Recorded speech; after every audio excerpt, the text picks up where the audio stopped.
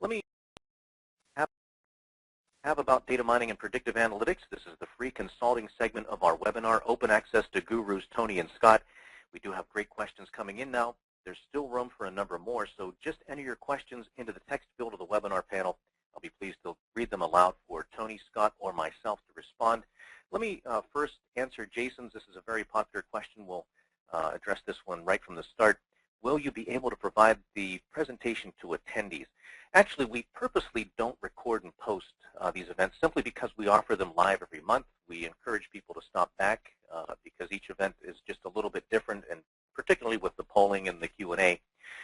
So if you return to our webinar page at the website, and actually if you go to the home page, you'll see a link, a couple of links actually, directly to the webinar page. You can always sign up and attend again. We'd welcome you back. And let's go to some other questions. Actually, here's another one from you, Jason, that you submitted with your registration. How deep should one study analytics in order to begin to implement the techniques properly and to benefit? In other words, what's the minimum knowledge required? Well, I think it's not what you might expect. I'll take a first swing at this and say that with modern software, you don't have to be as concerned about the mathematical mechanics or the underpinnings of machine learning and predictive analytics.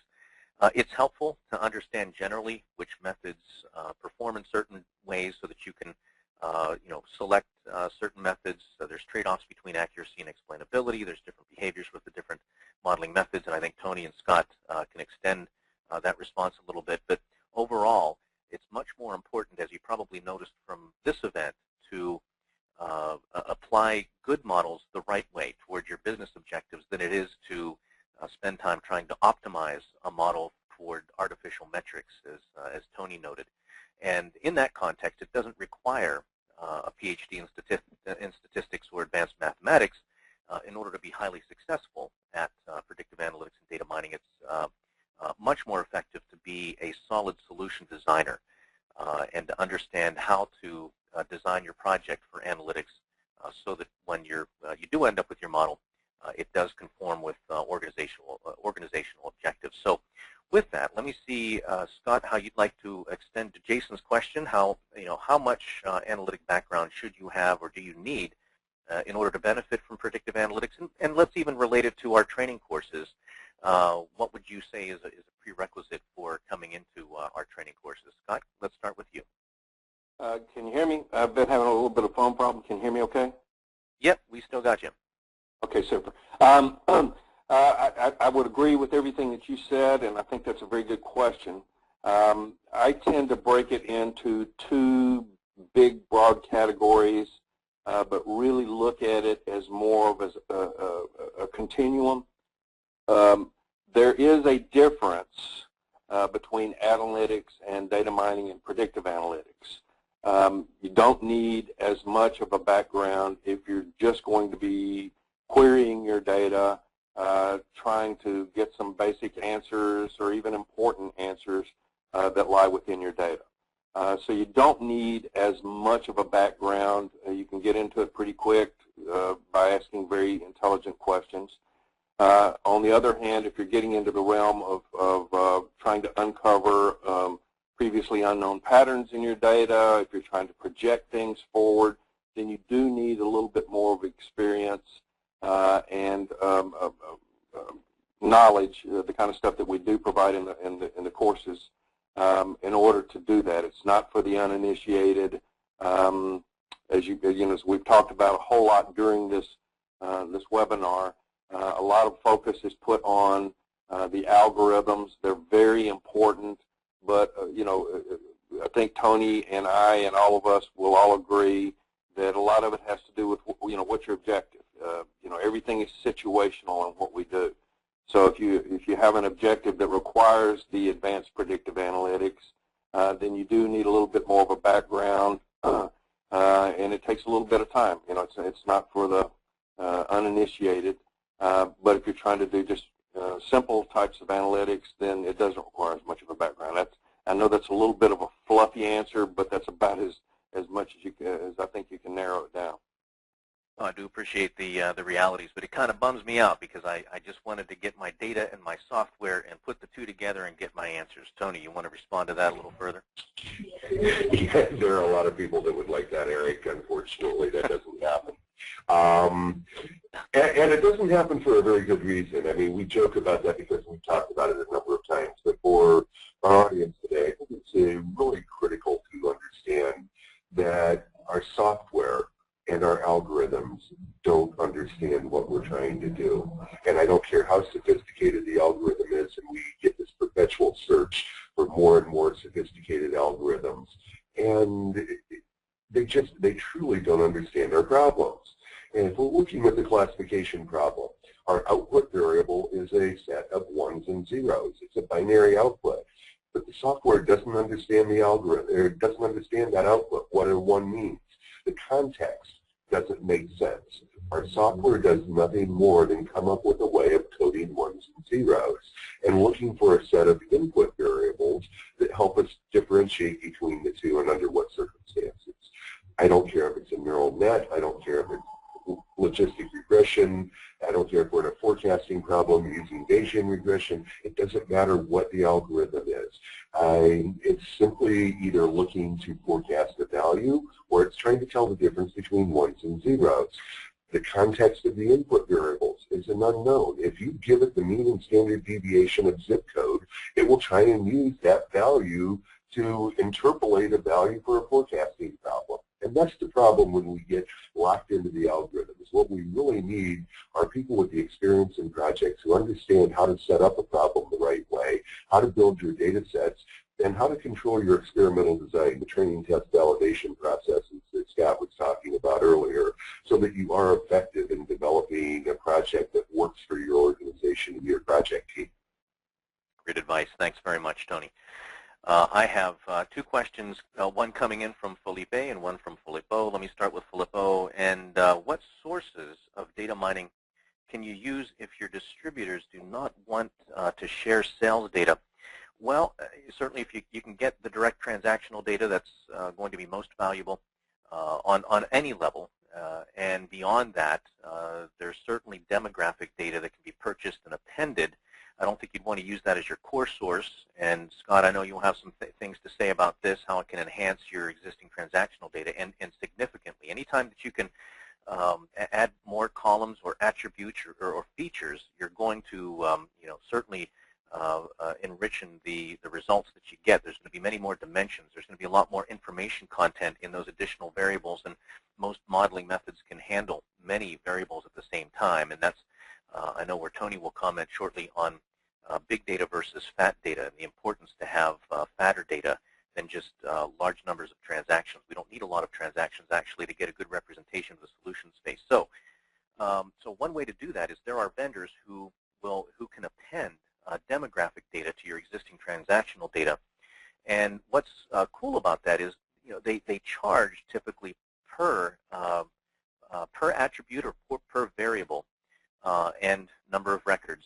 And what's cool about this is predictive models can determine which variables really have predictive value for what you're trying to achieve. So that allows you to determine that of the 30 or 50 or 80 available attributes, there may be 4 or 6 that have significant predictive value, and those would be the only ones that you really need to acquire going forward if they justify. And you can even determine, if you've got all your financial metrics that you've defined in advance, to determine which of those attributes do provide return to be able to invest in. So that's my initial response. So let's start with Tony this time. What sources of data mining can you use if your distributors do not want to share sales data? How can you generally, I guess, enhance your resources if you do have resource constraints? Well, and I think the big issue there is trying to work with whoever is involved, whether it's an outside vendor, as you were talking about, or with your distributors, and have them understand what it is you're trying to do. We simply can't do predictive analytics without a set of historical data. And as you mentioned, the closer we are to the actual behavioral data as opposed to raw demographics, we tend to get better results off of that. We get more more resolution and can see things with more clarity when we get that kind of data available. There's a lot of different vendors out there on everything from the text mining to the various social sites that are available today. But yeah, just that raw transactional data to some source is the most effective way to work. The one caveat that I would like to throw into this is if you start purchasing data, I'm not saying don't purchase data, but understand that you are exposing yourself to risk. If that data vendor changes the collection technique, it's going to have a negative impact on your model. If they discontinue a field because you are the only one buying it, and obviously it's going to blow up your model because that data feed is no longer available. But just for awareness in today's environment.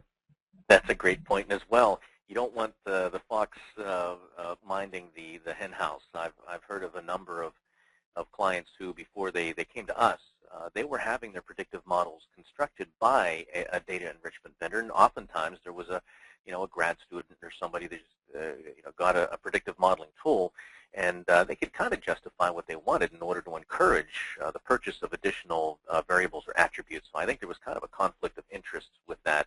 And those consultants often don't have the experience to really fully assess and properly design a predictive analytics project. Let me carry this question over to Scott, because Scott, you have a wealth of marketing and CRM experience, and I'm sure you have some more stories to share as well as benefits in data enrichment. Thank you, Eric. I would point out that certainly there are great sources of enhanced data that's basically put together by national compilers of data such as Experian, Infobase, or from Axiom, Epsilon Data, and they're great sources. You also have the census type data if you're in the United States, and other countries also put together that type of data that can be very helpful. But going back to the question, I think we have to assume that you've got names and addresses, because if they're not releasing sales data, that's one thing. If they're not releasing names and addresses, or you don't have access to those, it's pretty hard to do anything. I mean, you're pretty much in a situation where you need to convince them to let you do something for analysis to begin with. One of the things, a couple of points that I bring out is that when you do enhancements, sometimes you might, whether you're going to do your practice inside or outside, sometimes it's best to go to a vendor who supplies this type of stuff, the predictive analytics especially, not the automated kind of stuff, but the human data science involved kind of person to help you get your initial bearing. And the reason why I say that is a typical data compiler will have as many as 400 to 600 different attributes that can be appended. And if you work with an external provider such as ourselves, we have unique relationships that most businesses can't establish, and we can actually get your data appended and work through all 400 or 600 variables to help you figure out which ones are the important ones based upon the data that you've got. So there's some economic advantage to that. I'd also add that, yeah, what Tony was saying is, you do have situations where data becomes expired, or they no longer continue. Today, it's generally more of an exception rather than a rule. But the whole idea of enhancing files is also objective-based. There's sometimes, for example, if you're doing a prospecting model, and you're trying to acquire new customers, then sales data is not necessarily so important. You could just get somebody to give you a list of your best customers or your best respondents, and you go out and you do your prospecting, because sales data doesn't exist on people you're prospecting for. The whole idea is that you're trying to acquire customers. So again, everything flows back to what your particular objective is. Right, and it seems that in order to succeed with predictive analytics and data mining, much of it doesn't come to how astute you are with the tool or the mathematics. It's really designing the problem and understanding how to design the approach. where the acumen comes in to really have impact with predictive analytics. And that's why we have that separate strategic implementation course. That's really where the rubber hits the road. Two remaining questions that I'll hit before wrapping up. One looks like it's not a question, it's a statement, and I'll just very briefly, Felipe, address yours. It says, modeling agricultural systems and agricultural yield. I'll be happy to take that offline. I will say very quickly, a number of years ago, we had done a project for CaseDMI, which was specific to crop yield optimization, measured things like soil compaction and, I forget the name, just how large the clumps were. They'd lay a chain across the entire field, and depending on the length of the chain, we could see how both soil compaction and just how lumpy the soil was, as well as moisture levels. There were all sorts of sensor readings about the chemistry of the data and rainfall and the rest. So you can see how it's very rich for nonlinear modeling. And it was interesting to see just how we broke the models up, not just by region, but there were other findings as well. So, for the good of the group, I'd be happy to take that offline. I welcome you to contact me by email or voicemail. I'd be happy to talk about that a little bit further. But let's go to the last question. Here it comes, Tony.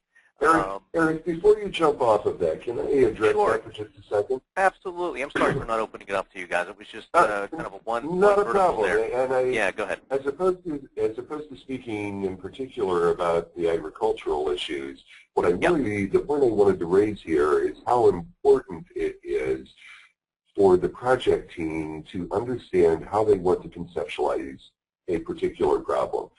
In agriculture, we're probably not dealing with human behavior. It's a physical systems environment. There's a project out there right now that's been working with grape growers in California primarily, and they will go in and do an analysis on the weather in the area, the chemical makeup of the soil, all of these different pieces and parts that are very specific to where this vineyard is located.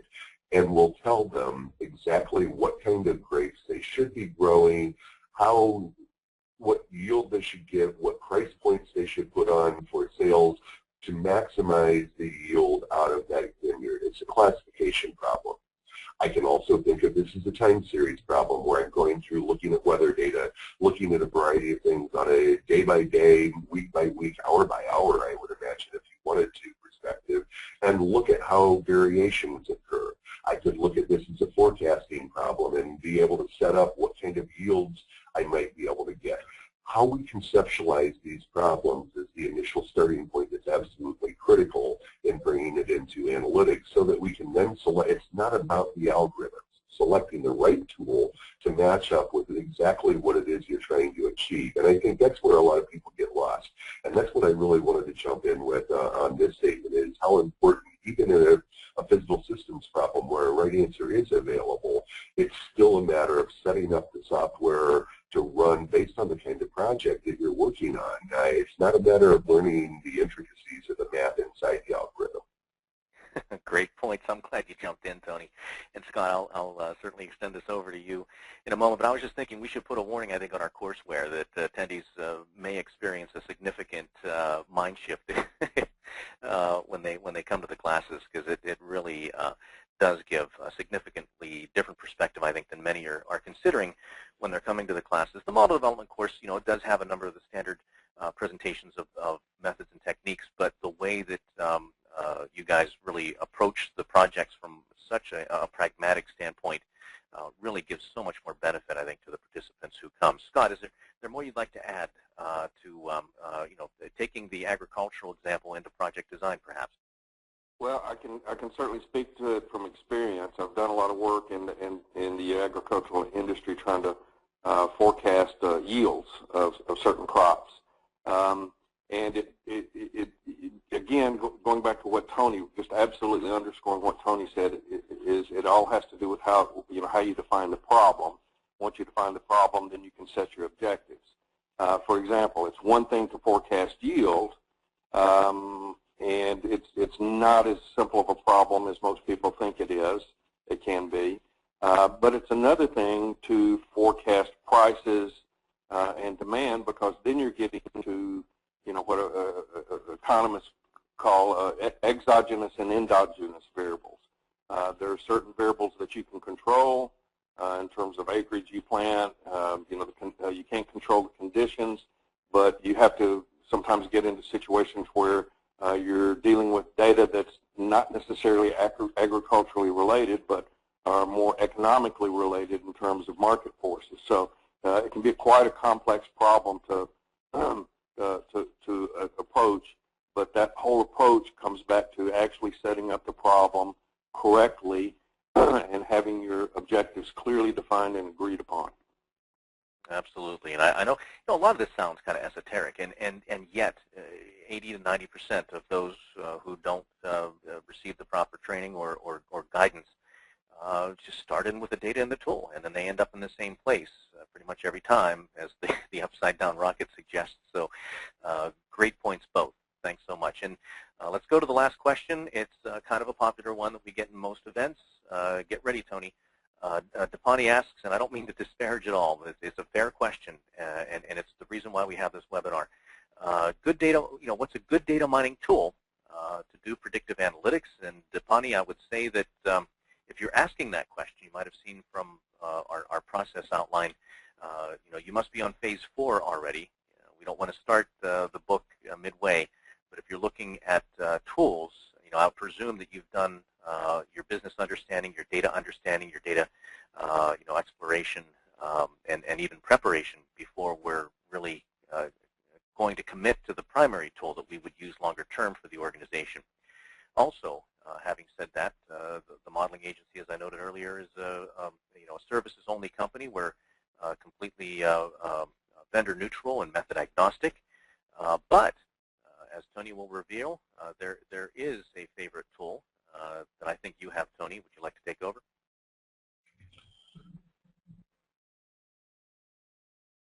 Let me check on. Yeah, I keep sorry. I kept clicking the wrong button here and trying to unmute myself, and it wasn't working. All right.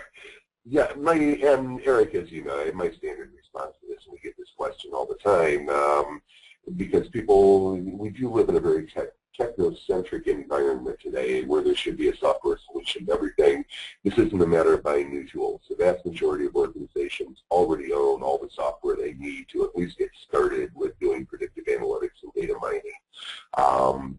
The algorithms really aren't significantly different from what's been used historically in statistics. I do a lot of my initial design work and working with my project teams, and even complete some projects, and nothing more sophisticated than an Excel spreadsheet. Again, it goes back to the idea that this is not a software solution. This is a business solution that uses technology and software and data. You can get tools when you go into a production environment where you're running 10, 20, 30, 40, 50 of these projects at a time. You may want something that makes you much more efficient, and you're comfortable with the technology and how to set the problems up, and as I say, you're in a production mode to manufacture a large number of these kinds of projects. Then some of the available tools that are out there will make you much more efficient, and you already know how to use them well. When you're getting started with these projects, the last thing you want to do is to take on this new process of thinking and at the same time run out and buy a piece of software that can run upwards of $250,000 that you really don't know how to use. It makes it very difficult to get a good return on investment on your project when you're just building in costs that are ineffective. I'm going to suggest start out with your basic design, do things in Excel, get your training data set up appropriately, you can do logistic regression, you can do all of you can do time series, you can do forecasting in Excel or in your stats package that you already have on the shelf with your organization. You do not need a specific piece of data mining software. If you're going to get into that, there is a lot of open source software that I'm going to suggest it's the right starting point, again, to get familiar with what the software is capable of, and more importantly, what the hooks are that go into your data infrastructure, because that's where most people have a problem. It's not with the algorithms related to predictive analytics that they run into issues. It's with the interface with your existing data warehouse and making sure that you do buy the right software the first time out.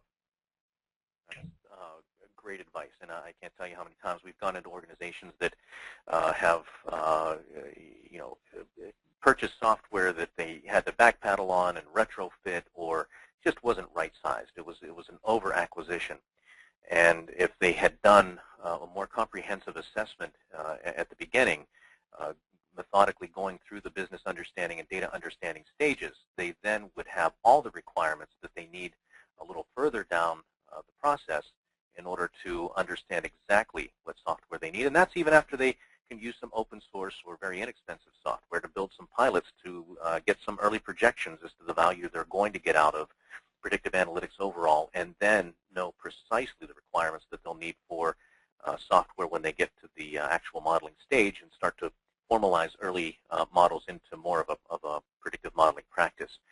Scott, would you like to share any of your experience and knowledge around predictive analytics tools? Sure. I agree with everything that Tony said. A lot that you can do can be done with what you've already got. I double, triple underscore the fact that the software itself is just a tool. That's all it is a tool. The paintbrush doesn't make the painter. The piano doesn't make the piano player. So it's really your own levels of skills and abilities that makes the tool work, that makes the piano sound good, that makes the painting great. So a lot of people think that these algorithms have, are pretty smart and sophisticated, just like we talked about in the webinar, but they really have an IQ of 0. They're tools that you use based upon your knowledge, skills, and ability. Now, with that being said, certainly a lot can be done in Excel. Most people are looking for tools that have a bit of range in terms of the types of stuff that they can do. So if you want to take a step up from Excel, the open source packages such as KNIME, Weka, RapidMiner are available to download and to install, with most of them having hooks into probably the most popular open source software, which is called R. You can get a lot done. As a matter of fact, if I'm not mistaken, Google uses R exclusively or almost exclusively. But then you have certain limitations in terms of these open source solutions, and you may want to take a step up at some point into the more established packages such as SAS or SPSS or Salford.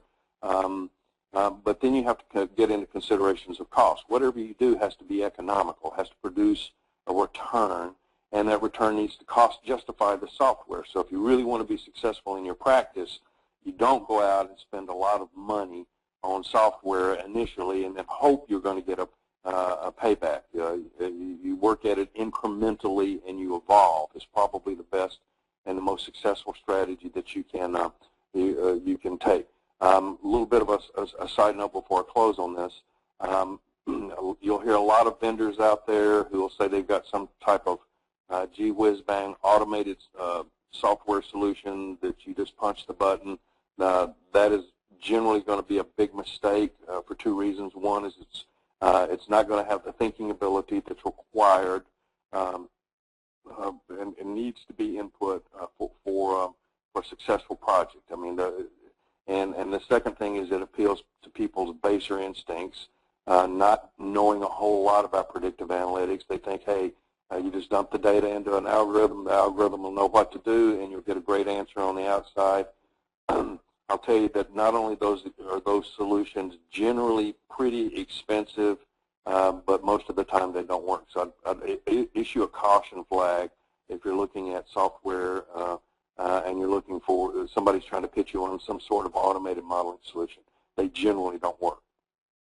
That's a great compliment to Tony's response, and as you talk about the limitations of software, particularly without first exploring the data and understanding your goals and the rest, I keep coming back to that image of Homer Simpson, where the software just really has the 0 IQ, as you stated. That's a phenomenal response, and thank you both. But at nearly 30 minutes after the hour, we're going to draw this event to a close. I'd certainly like to thank our attendees today for your sustained interest and your very active participation. Those were some of the best stats for polling responses I've seen. And certainly to Scott and Tony for your great segments and, of course, your valuable and sometimes entertaining Q&A contributions. We'll follow up with an email shortly with some resources and suggestions that will hopefully be useful to you. From there, we'll hope you offer permission for us to stay in touch through the Modeling Agency's newsletter and consider joining us at a public training event soon. And recall that the early bird time frame for the San Jose event expires in less than 2 weeks. That's on the 24th, and we only need one more series or strategic implementation course registrant to lock that production. As well, the deeper, very early bird incentive runs through July 15th for the September series in the Washington, D.C. area. And now, if you would like to benefit from your early efforts, instead of just reducing the bill for your organization, we can hand you up to $200 in Visa gift cards at the course instead for your own personal use. You can select which discount you'd like to receive in the online registration form, and don't forget that your colleagues can join you for up to 30% off. Now, if you don't have a training or travel budget but would like the guidance of a seasoned mentor, you might be interested in the Modeling Agency's Wire Support program. Wire Support is essentially a retainer account that provides remote open access to a TMA senior consultant. Simply open up a Wire Support account, and you've instantly added a wealth of experience and capability to your existing bench without expanding payroll, administrating complicated contracts, or taking elevated risk on larger commitments. We'll get you the answers you want, guide you through it, show you how it's done, implement any data mining tasks you may wish to delegate, and then we'll remain on call until the next time you need us. And meanwhile, when we're not actively working, you're not paying a dime. So a link to the Wire Support description page will be among the resources included in the follow-up email. On behalf of myself, Tony, and Scott, thank you again for attending Data Mining Failure to Launch. Have a very pleasant afternoon, and this brings the webinar broadcast to a close.